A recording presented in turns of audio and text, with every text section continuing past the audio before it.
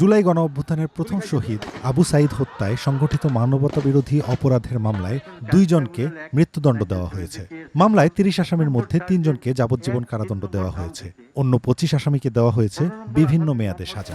তাদের মধ্যে বিশ্ববিদ্যালয়টির সাবেক উপাচার্য, প্রক্টর, শিক্ষক, পুলিশ কর্মকর্তা ও ছাত্রলীগ নেতারা রয়েছে। বিচারপতি নজরুল ইসলাম চৌধুরীর নেতৃত্বাধীন 3 সদস্যের আন্তর্জাতিক অপরাধ ট্রাইব্যুনাল 2 9 এপ্রিল এই রায় ঘোষণা করেন। এই মামলায় পুলিশের সাবেক এএসআই আমির হোসেন এবং সাবেক কনস্টেবল সুজন চন্দ্র রায়কে মৃত্যুদণ্ড দেওয়া হয়েছে। রায় ঘোষণার পর ট্রাইব্যুনাল থেকে তাদের বের করা হয়। এ সময় রায় নিয়ে প্রতিক্রিয়া জানান মৃত্যুদণ্ডপ্রাপ্ত আমির হোসেন। রায়ের পূর্ণাঙ্গ কপি পর্যালোচনা করে রায় নিয়ে আপিলের বিষয়ে সিদ্ধান্ত নেওয়ার কথা জানিয়েছেন। যাদেরকে মৃত্যুদণ্ড এবং যাবজ্জীবন সশ্রম কারাদণ্ডে যাদেরকে দণ্ডিত করা হয়েছে তাদের বিরুদ্ধে আমাদের সুনির্দিষ্ট অভিযোগ ছিল। কারো বিরুদ্ধে অভিযোগ ছিল তারা তাদের সুপিরিয়র কমান্ড রেসপন্সিবিলিটি ছিল এবং 2 জনের বিরুদ্ধে সরাসরি আবু সাঈদকে বুকে এবং শরীরে বিভিন্ন জায়গায় গুলি করার অপরাধ ছিল। ট্রাইব্যুনালের চিফ প্রসিকিউটর রায়ে অসন্তোষ প্রকাশ করেছেন মৃত্যুদণ্ডপ্রাপ্ত আসামিদের আইনজীবী। তার অভিযোগ ট্রাইব্যুনালে তাদের যুক্তিতর্ক আমলে নেওয়া হয়নি। 20টি পয়েন্টে যে আর্গুমেন্ট করেছি সেই বিষয়গুলো কিন্তু এখন আমরা জানতে পারবো না। কেন জানতে পারবো না?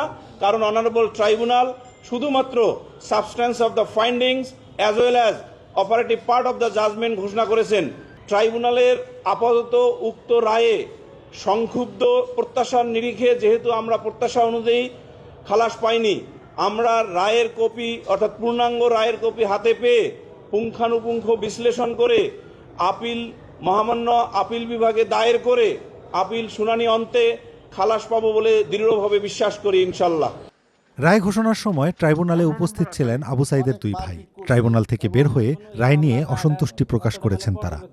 পুলিশের যারা রংপুরে ঊর্ধ্বতম কর্মকর্তা তাদের সাজা কম হয়েছে এটা আমাদের মনে হয়, এবং ছাত্রলীগ সভাপতি যে প্রমেল বড়ুয়া ছিল কিন্তু তার ফাঁসি হওয়ার দরকার ছিল।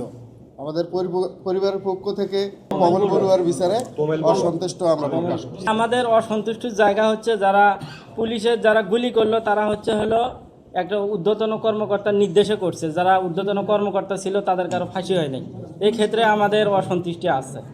2024 সালের 16 জুলাই বৈষম্য বিরোধী ছাত্র আন্দোলনের কর্মসূচিতে রংপুরের বেগম রোকেয়া বিশ্ববিদ্যালয়ের শিক্ষার্থী আবু সাঈদ গুলিবিদ্ধ হয়ে নিহত হন। তাকে হত্যার ভিডিও সারা দেশে তোলপাড় সৃষ্টি করে। মানবতাবিরোধী অপরাধের এ মামলায় গত বছরের 24 জুন 30 জনকে আসামি করে তদন্ত প্রতিবেদন দাখিল করে ট্রাইব্যুনালের তদন্ত সংস্থা।